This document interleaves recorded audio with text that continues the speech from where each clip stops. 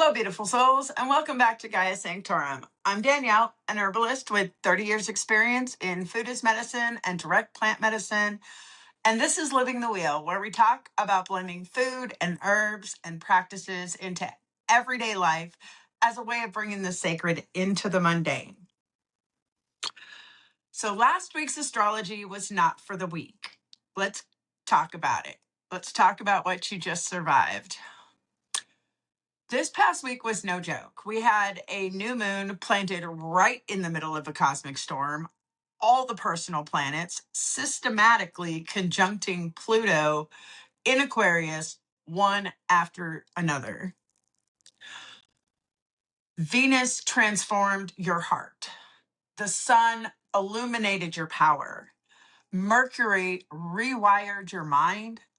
Mars demanded revolutionary action, and then Neptune made its historic ingress into Aries, shifting us from dissolving into oneness into embodying spiritual vision in action.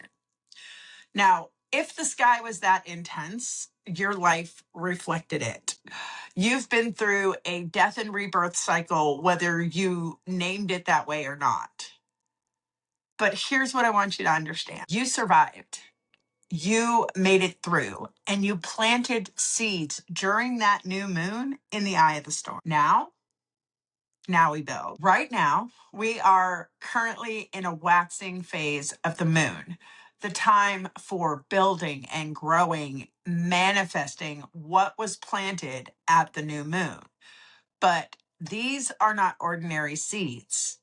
These seeds planted in Pluto's scorched soil during cosmic restructuring. The first part of this week is relatively calm, and that is no accident. The universe is giving you space to breathe, to integrate, to let the dust settle.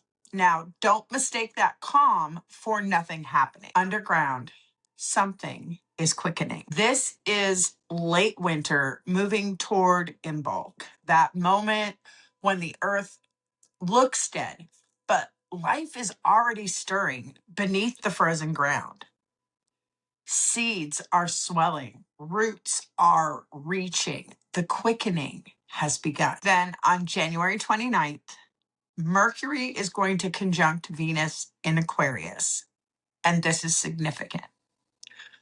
Mercury is your mind, your voice, and Venus is your values and your desires. When they conjoin in Aquarius, your thoughts and your values align.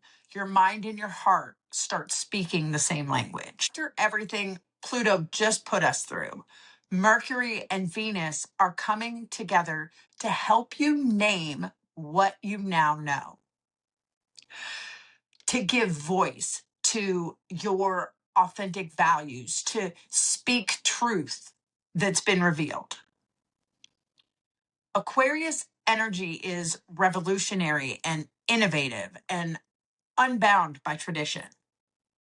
Mercury conjunct Venus in Aquarius asks, can you communicate what you actually value and not what you're supposed to value? And here's where it gets powerful. Mercury, Venus, and Mars are all sextiling Lilith in Scorpio this week.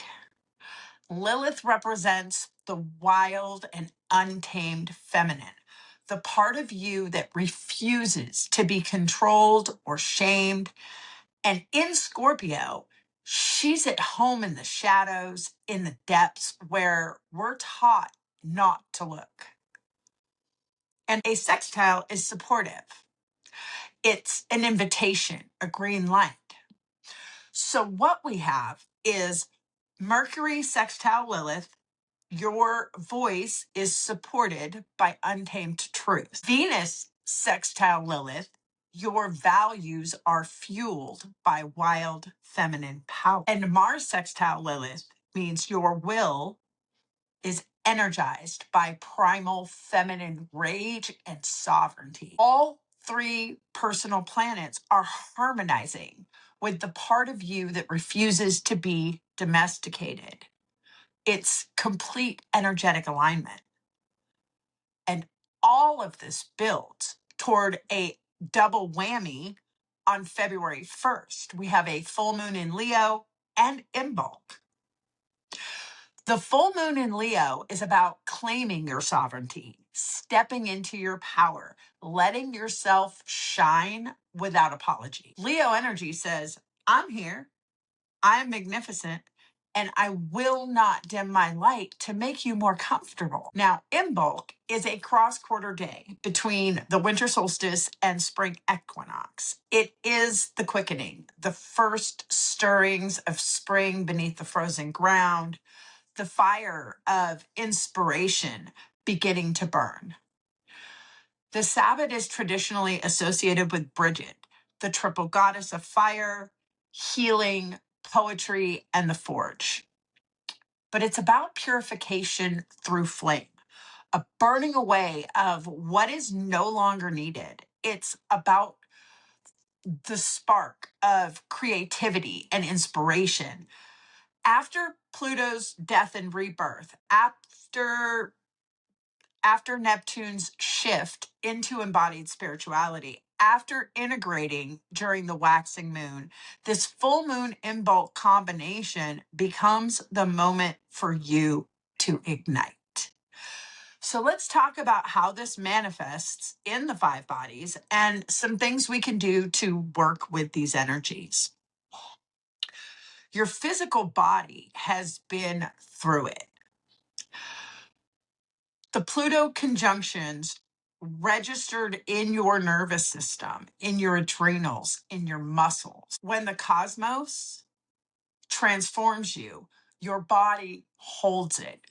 Early this week, your body needs integration more than activation.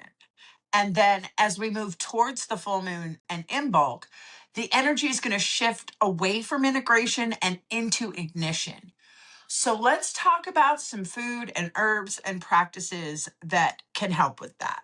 I feel like a broken record sometimes. Root vegetables. So early in the week, things like carrots, beets, sweet potatoes, parsnips. These vegetables literally grow down into the earth. They help your energy move down out of your head and into your body. When you eat them, you're grounding the spiritual transformation that you just went through into physical form. Roast them with some olive oil and sea salt and rosemary, garlic for deep earthing medicine. Also, bone broth or mineral rich broths.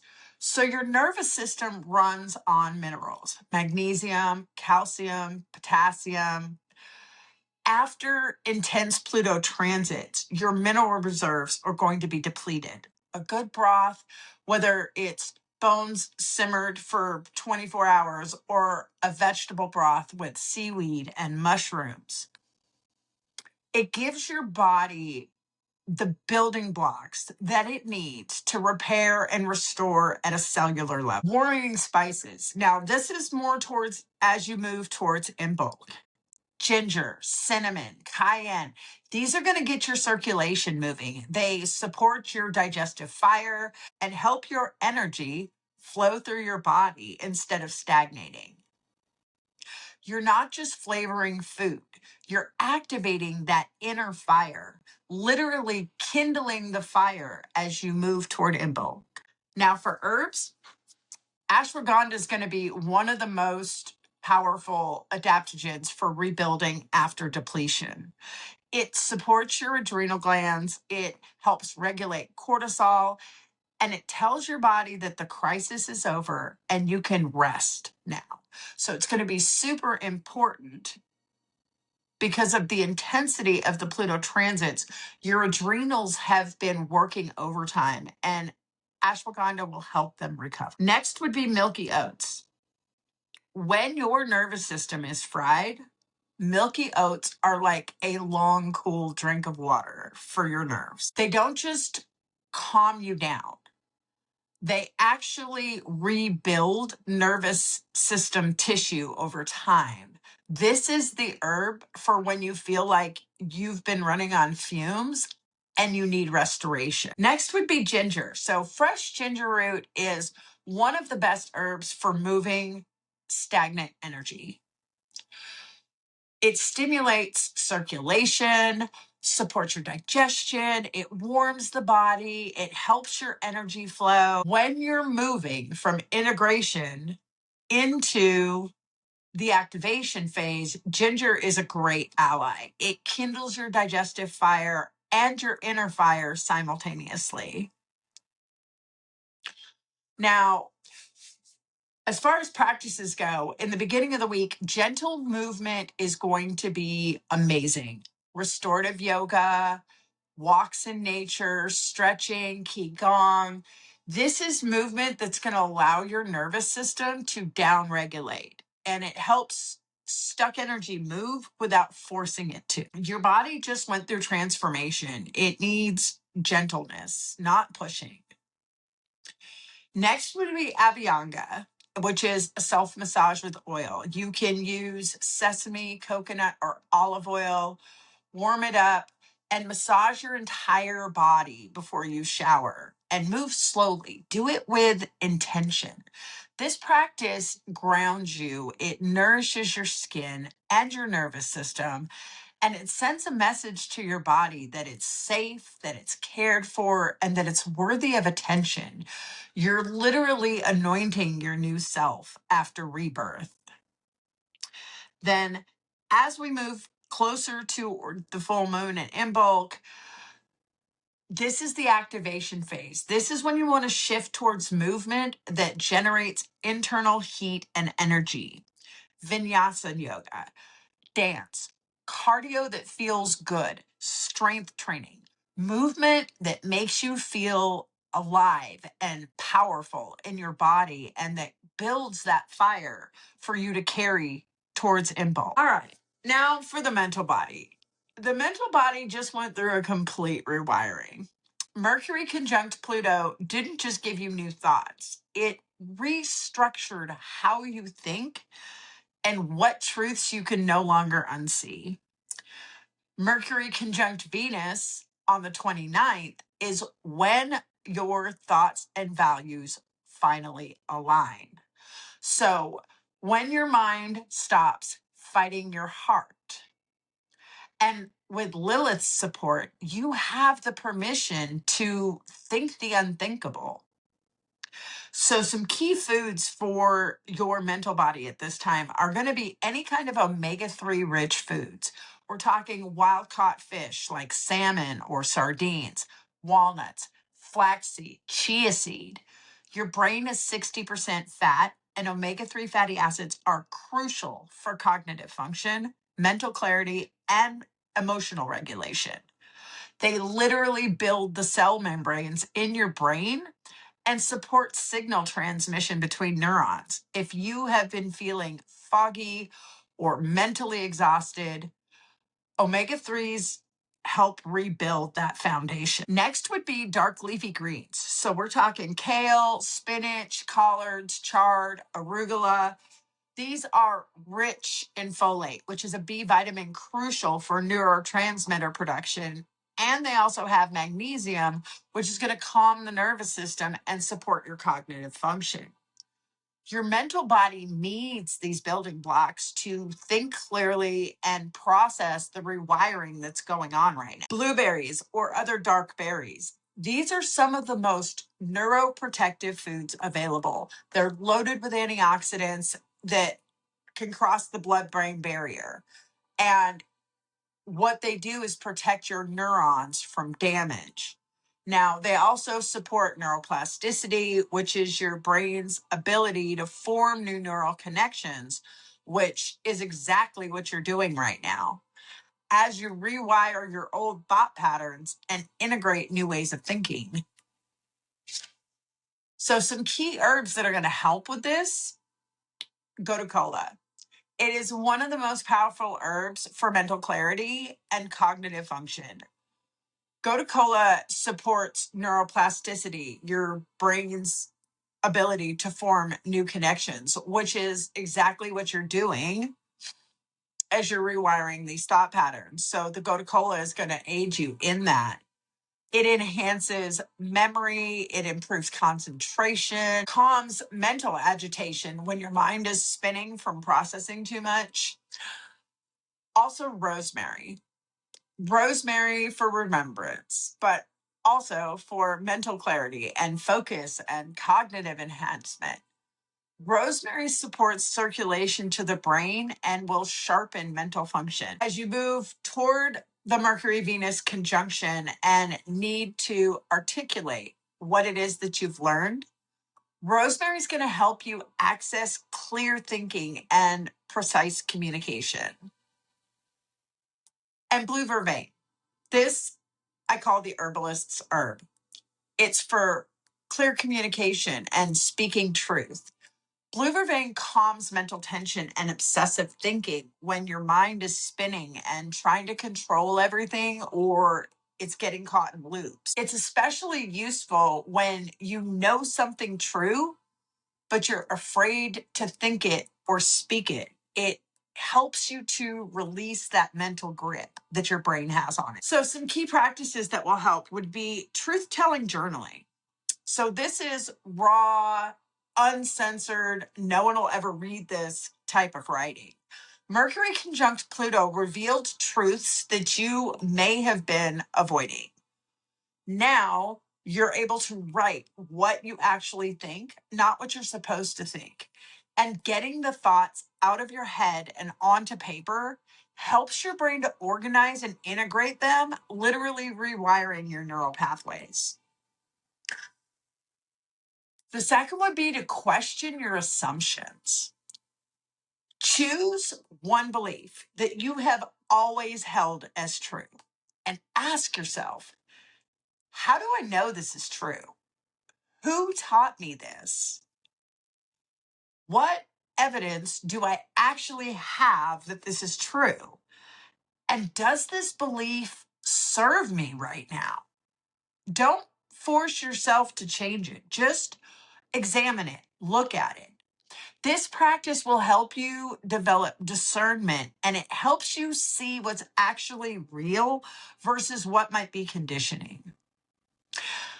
You could also do a ritual on the Mercury Venus conjunction. So, what I would do is write 2 lists. One list is what I actually think, the next list is what I actually value, and see where they align and where they conflict. The conflicts are generally where you're still caught in conditioning, and the alignments is where you're becoming more authentic. Speak these lists out loud and burn what no longer serves and keep what's true. All right, now for our emotional body. The emotional body has kind of been in the crucible. Venus conjunct Pluto stripped away all emotional performance. What's left is real feeling. Might be messy, it might be intense, but it's yours. And the Lilith sextiles are giving you permission to feel what you actually feel without censoring or performing or trying to make it acceptable. Your emotional body doesn't need to be fixed. It needs to be felt. So some of the things that will help you with this would be fermented foods. So we're talking about sauerkraut, kimchi, kefir, yogurt, kombucha, miso. Your gut produces 90% of your serotonin, which is the feel-good neurotransmitter. When your gut microbiome is healthy, your emotional regulation improves. Fermented foods provide beneficial bacteria that support the gut-brain-heart connection. They help you digest not just food, but also suppressed emotion. One of my favorite things is dark chocolate. 70% plus cacao. Real quality dark chocolate contains compounds that support mood and increase feel-good neurotransmitters. It also has an affinity for the heart center. Plus, it's a food of pleasure and sensuality, and Lilith's sextile is inviting you to stop denying yourself pleasure. Choose ethically sourced chocolate and eat it mindfully. Actually tasting. And then rose. Rose is going to be one of those things that comes up a number of times today. Rose tea, rose water in your beverages or your cooking. Rose has an ancient association with the heart. It opens the heart center. It supports emotional healing, and it helps you to hold love and grief at the same time. It's cooling when emotions run too hot. It's softening when you've been hardened, and it's opening when you've been closed. So some herbs that you can add to this would be hawthorn, which is the supreme heart herb. Hawthorn is cardioprotective. It literally strengthens the physical heart, but it's also profound medicine for emotional heartbreak and grief. Hawthorn helps you feel your feelings without feeling like you're going to be destroyed by them. It's the herb for my heart is breaking, but I'm still here. Helping you rebuild after Venus conjunct Pluto's emotional death and rebirth. And then motherwort. The scientific name for motherwort literally means lion-hearted mother. Motherwort is for when the emotional body feels like it's going to shatter from the intensity of things. It supports the physical heart, especially palpitations from anxiety, but emotionally, it provides fierce protective strength, like a mother lion defending her cubs. It helps you hold your ground emotionally, even when you're feeling vulnerable. And then again, rose. Rose as medicine, not just as food. It's even more powerful as medicine for the emotional body because it opens what's been closed, softens what's been hardened, and allows grief to flow. And it helps you hold on to the paradox of beauty and pain simultaneously. Rose teaches us that we can be both tender and thorny, that we can be open yet protected. That feeling everything doesn't mean that you're broken. It means that you are alive. And that's a miracle. Now, some key practices that will help you is emotional release breath work.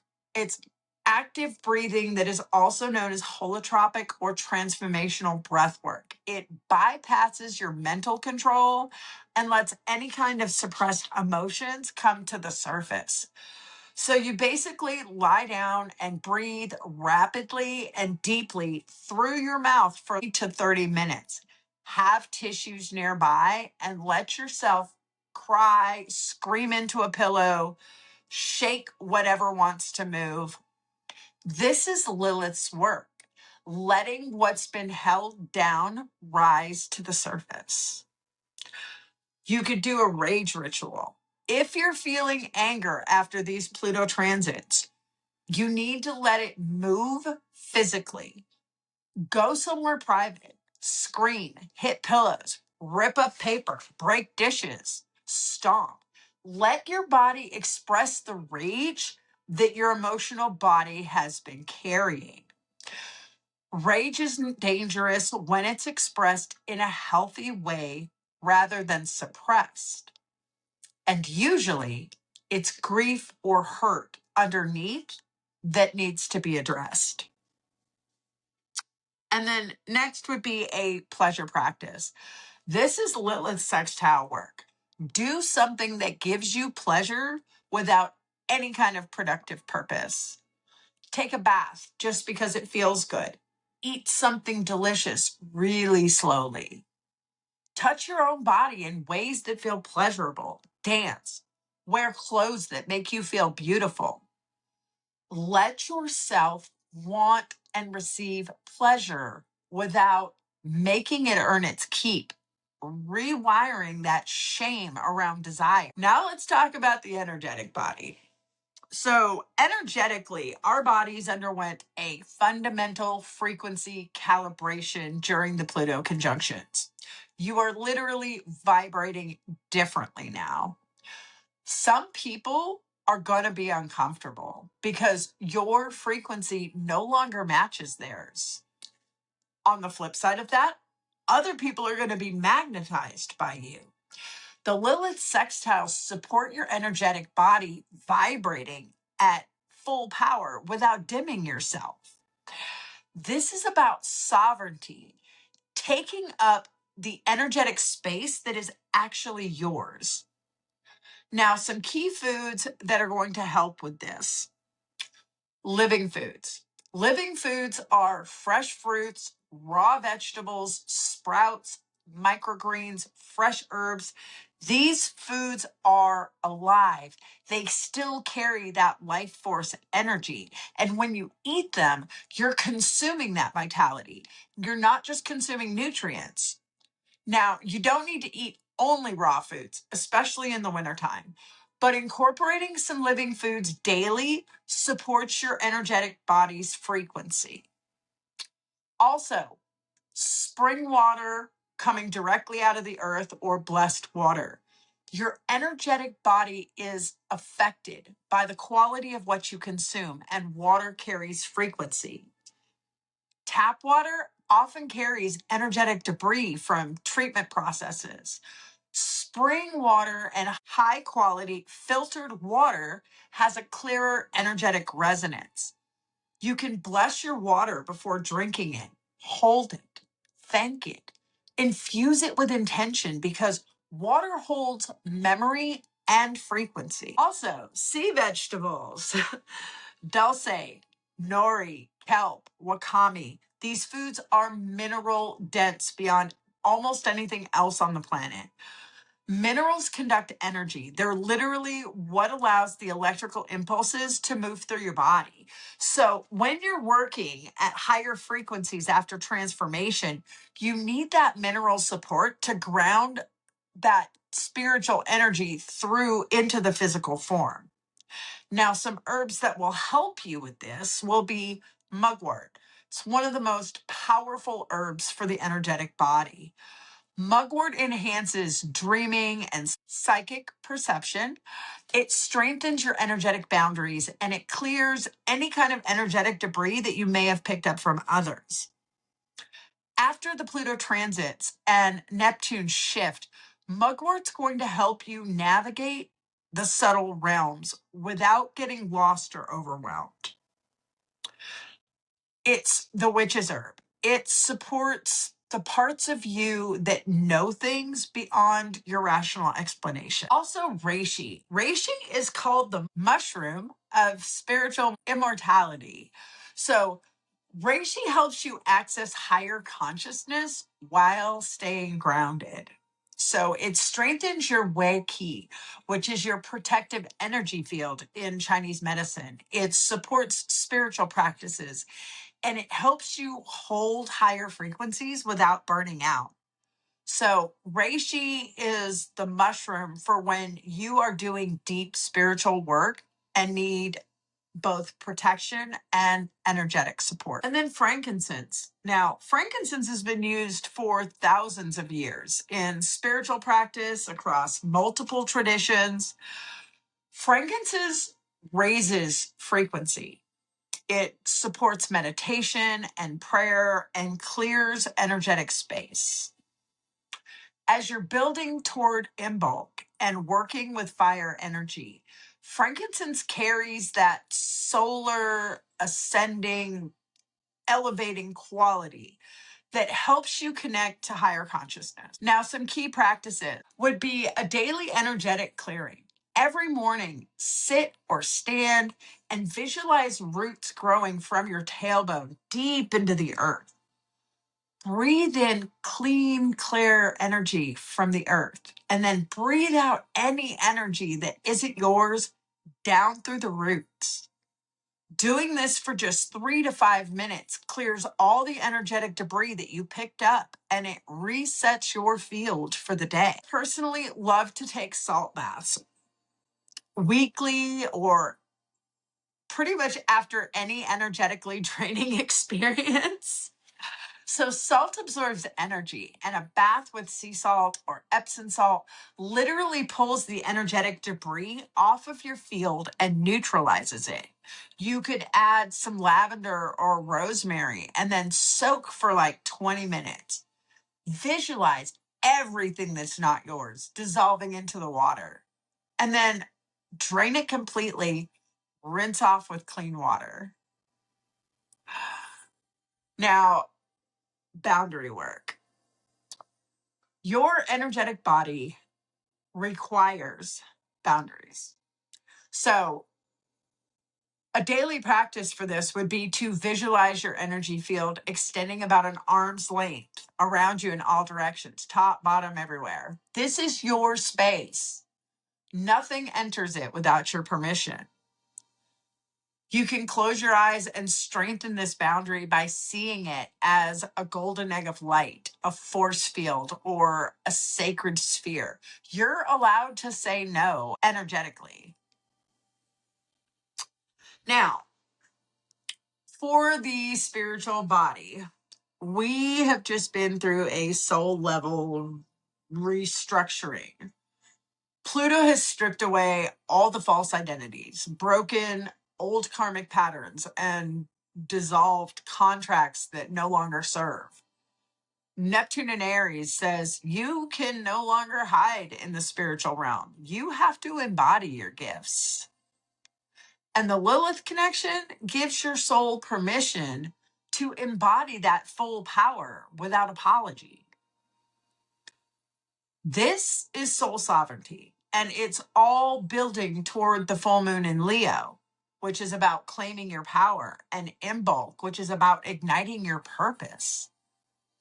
So there's some key foods. Any food prepared with intention or prayer. So any food becomes spiritual nourishment when it's prepared consciously. Cook as a ritual. Bless your ingredients. Thank the plants and the animals and the farmers and the earth. Stir it with intention. Eat with gratitude and with presence. Share it with those you love. You're not just consuming matter, you're taking in the consciousness and energy with which that food was grown and prepared. For this same reason, bread baked with intention. Bread has been sacred across cultures for millennia because it is literal transformation. The grain is ground into flour, the flour is mixed with water and yeast, shaped by hands and transformed by fire. Baking bread is alchemy. If you bake your own, especially leading up to Imbolc, do it as a ritual. Knead with intention. Bless it before you bake it. You're eating transformation itself. And then food as a sacred practice. So for Imbolc and Brigid, dairy, if you consume it, oats, blackberries, colcannon. If you honor a deity like Hecate, garlic and eggs and honey. For me personally, my Mediterranean ancestral work, I use olive oil and figs and grapes and chickpeas. You're not just eating, you're participating in a relationship with the divine through food, making offerings, and honoring the sacred. Now, as far as herbs go, I'm going to mention mugwort again. Mugwort is the herb of the seer. It opens psychic vision. It enhances dream work. It facilitates connection and guidance from the subtle realms, and it helps you remember what your soul already knows. After Pluto's underworld journey, mugwort's going to help you access all that wisdom that was revealed. You can drink it as a tea before bed. You can put it under your pillow. And ask the herb to show you what you came here to do. That's what they're here for. Blue lotus. So blue lotus was sacred to the ancient Egyptian spirituality. It is a visionary herb that supports meditation, altered states, and connection with the divine. It opens consciousness gently and facilitates spiritual insight. It doesn't force your vision, it invites them in. Work with Blue Lotus ceremonially, with intention, in sacred space as plant medicine for soul level work. And then Damiana. Now, Damiana supports embodied spirituality, the kind that includes pleasure and sexuality and desire and joy. If your spiritual practice has become too ascetic or disembodied, Damiana reminds you that incarnation is sacred. Your body is holy. Your pleasure is holy. Your desire is holy. This is critical as Neptune enters Aries and is asking you to embody spirit, not just meditate on it. Now, some key practices that will help with this would be soul retrieval meditation. So, after Pluto transit, parts of your soul that you've been disconnected from are ready to return. Sit in meditation, journey inward, ask, what parts of myself did I abandon? What aspects of my soul have I been hiding? Visualize these parts returning home to you.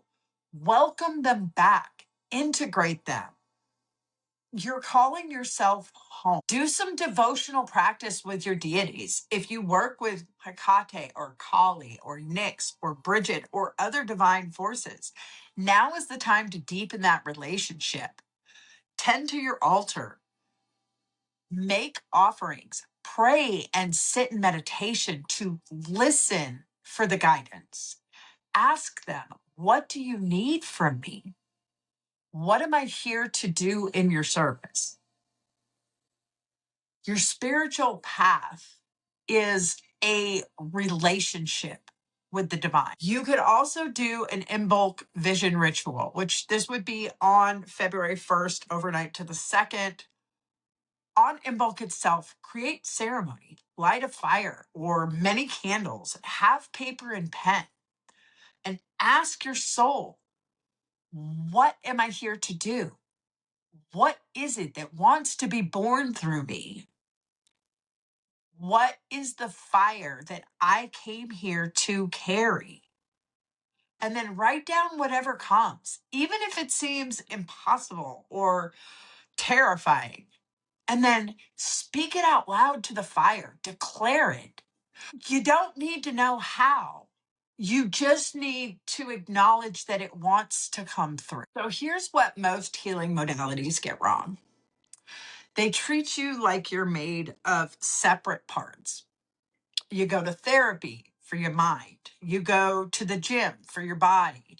You go to church for your soul. You take supplements for your physical health. You do energy work for your spiritual health.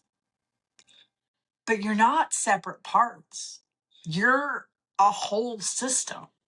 And the five bodies framework understands that these bodies aren't isolated, they're interconnected.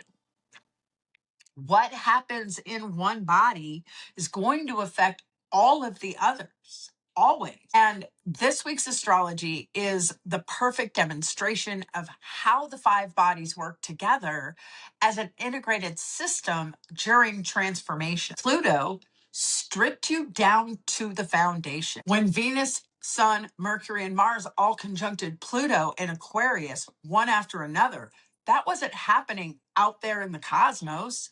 It was happening in all five of our bodies simultaneously. Your physical body registered those transits as stress, elevated cortisol, depleted adrenals, exhausted nervous system. Your mental body got completely rewired, old thought patterns broken, new neural pathways forming. Your emotional body went through death and rebirth. False feelings were burned away and real emotions were exposed. And then your energetic body's frequency was fundamentally shifted. You're literally vibrating differently now. And your spiritual body had karmic patterns broken, and soul contracts dissolved. All 5 bodies at the same time because they're one system.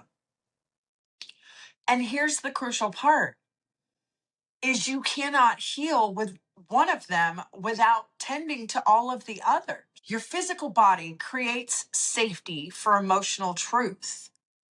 Right now, early in this waxing moon phase, if you try to do deep emotional work while your physical body is still completely depleted, you end up just re-traumatizing yourself. Think about what Venus conjunct Pluto just revealed. Heartbreak, grief, rage, desires you've been suppressing. That is real emotional content that needs to move. But your emotional body can only feel and release those feelings if your physical body feels safe enough to let down its guard. This is why we start the week with grounding foods, root vegetables, bone broth, and warming spices.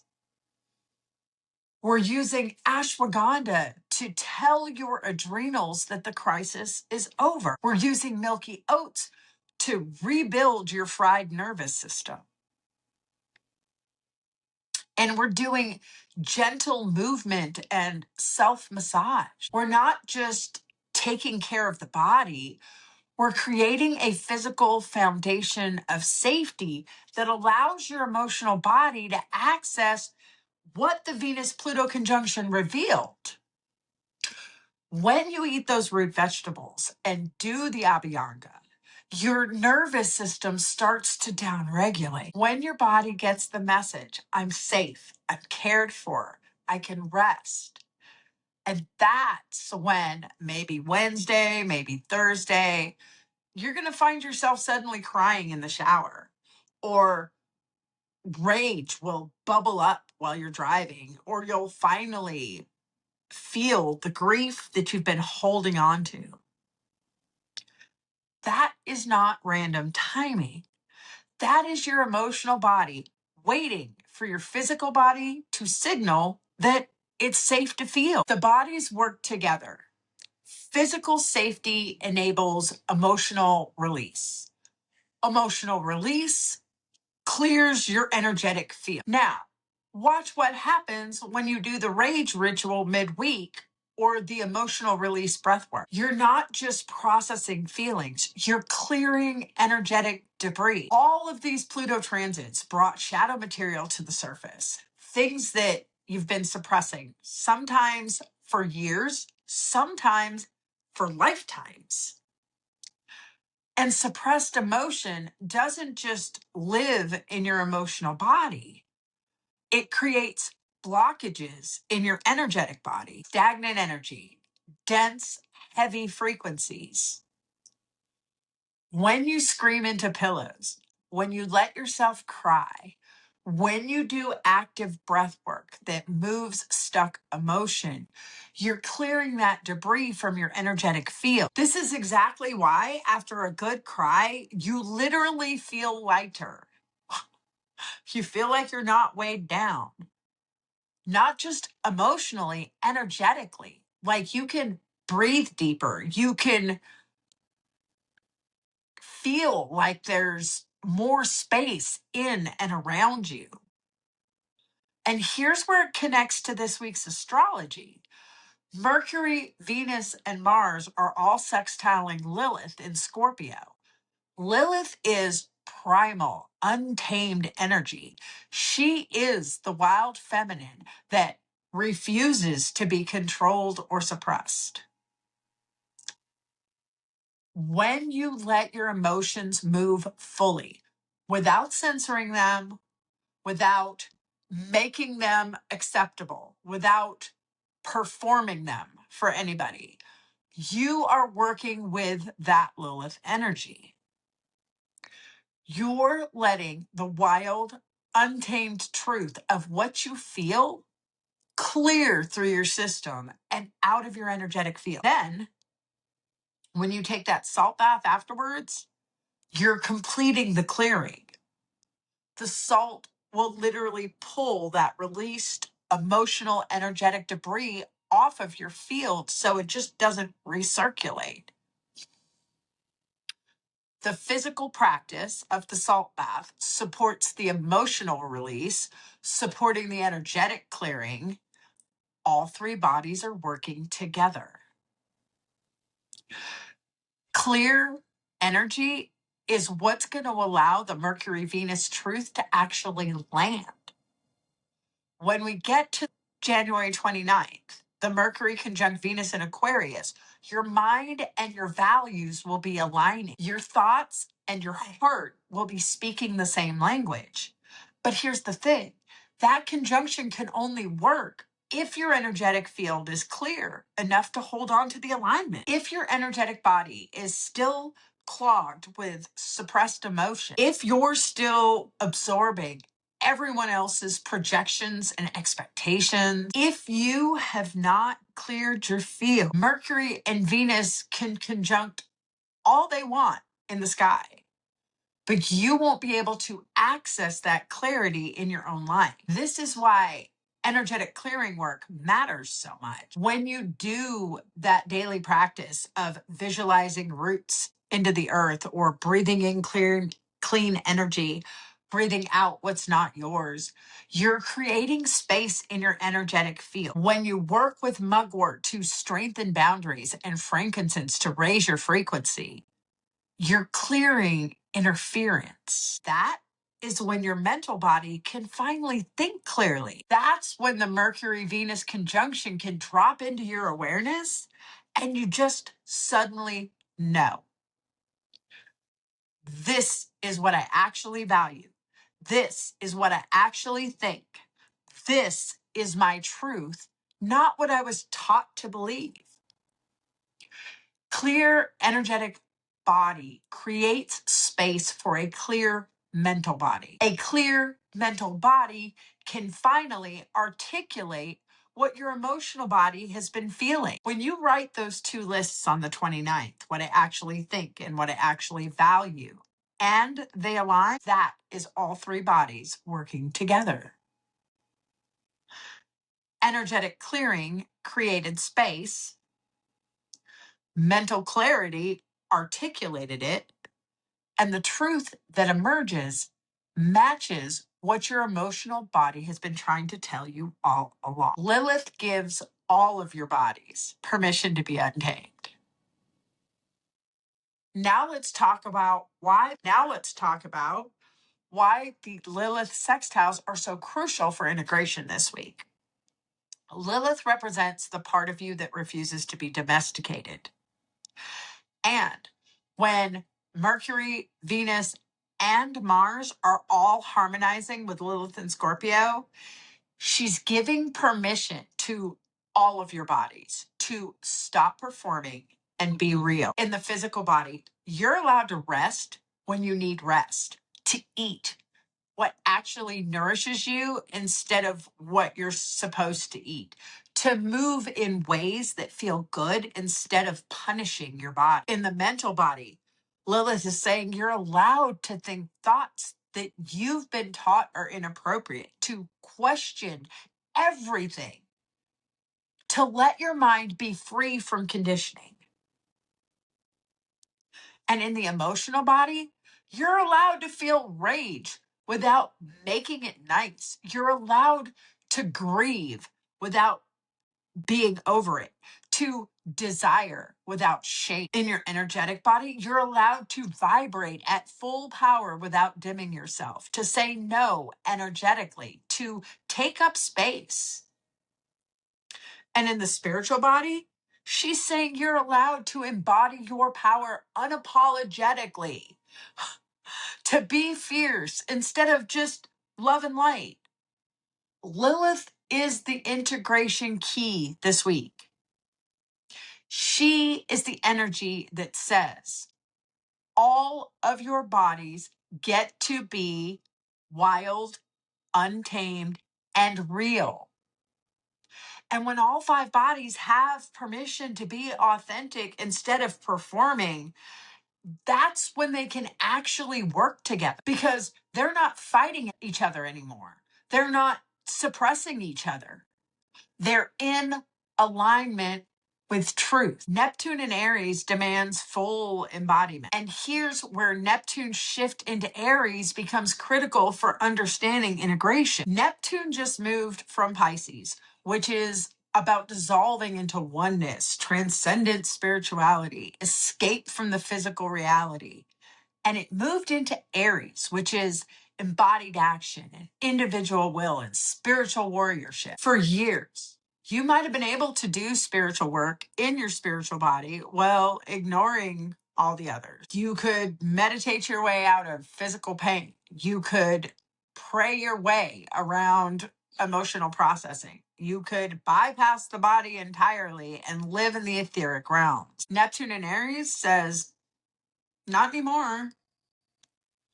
Your spiritual body's visions, your soul's purpose, your divine downloads, they have to come all the way down into physical manifestation. They must move through all 5 bodies. Soul vision needs mental clarity to understand and strategize. It needs emotional capacity so that it can stay heart-centered during the work. And it needs energetic sovereignty to hold the frequency. It needs a physical body that is strong enough to actually do the work. You cannot transcend your way out anymore. You have to integrate all the way down. This is why we're building physical foundation early in the week, then activating as we move through toward Imbolc. Because your soul's fire, that spark of purpose, trying to ignite, needs all 5 bodies functioning together to become real. The waxing moon phase is about building and growth. But notice that you're not just building in one body. All 5 are building together in a coordinated pattern. In the early week, all 5 bodies are in integration mode. Physical grounding, mental space making, emotional allowing, energetic clearing, spiritual listening. They're all restoring, processing, creating foundation simultaneously. With the Mercury Venus conjunction on the 29th, now your mental body can articulate what your emotional body can validate. Your energetic body can hold the truth, and your spiritual body can witness the alignment, all of them working together. Later in the week, as we're moving towards Imbolc, all 5 bodies are going to be shifting into activation. The physical fire is building. The mental truth is speaking. The emotional power is accessing. The energetic frequency is raising, and the spiritual vision is receiving. The bodies are moving together through the lunar cycle, supporting each other at each phase. Now, with the full moon in Leo and Imbolc, if you've been following along, all 5 bodies will be aligned in fire. And then on February 1st, with the full moon in Leo and Imbolc, both saying ignite, claim your power, and shine, you can only do that if all 5 bodies are ready. Your physical body has to be grounded and then activated. Fire is kindled, stamina is built. Your mental body has been cleared of conditioning and aligned with the truth through the Mercury-Venus conjunction, and you know what's real. Your emotional body has released what needed releasing and accessed its power through Lilith, and you can feel fully. Your energetic body has been cleared and raised to a higher frequency. You're vibrating at your authentic resonance. And then your spiritual body has received its vision and has 4 other bodies ready to embody it. You know your purpose and you can live it. When you light that Imbolc fire, when that full moon rises in Leo, demanding that you claim your sovereignty, you're not just doing it from one body, you're doing it from all five, working as an integrated whole. That's when the quickening becomes real. That's when the spark ignites. That's when transformation becomes embodied manifestation. This is not 5 separate healing practices. This is one system. Your whole self moving through cosmic transformation together. And that's the medicine of the 5 bodies framework. You learn how to tend all of you, understand how the pieces support each other and work with the interconnections instead of against them. That's how you survive Pluto's death and rebirth and come out whole instead of shattered. This is how you embody Neptune in Aries instead of just dreaming about it. This is how we carry the fire forward. This is Living the Wheel, where we follow the cycles of nature and the wisdom of the 5 bodies to navigate our human experience with ancient knowledge and modern understanding. If this resonated, subscribe to the channel, share it with someone who needs to hear this. And remember, you're not alone in this transformation. The old world is dying and a new one is being born. And you're not here by accident. Until next week, may you tend your inner fire. I'm Danielle, and I'll see you in the next one.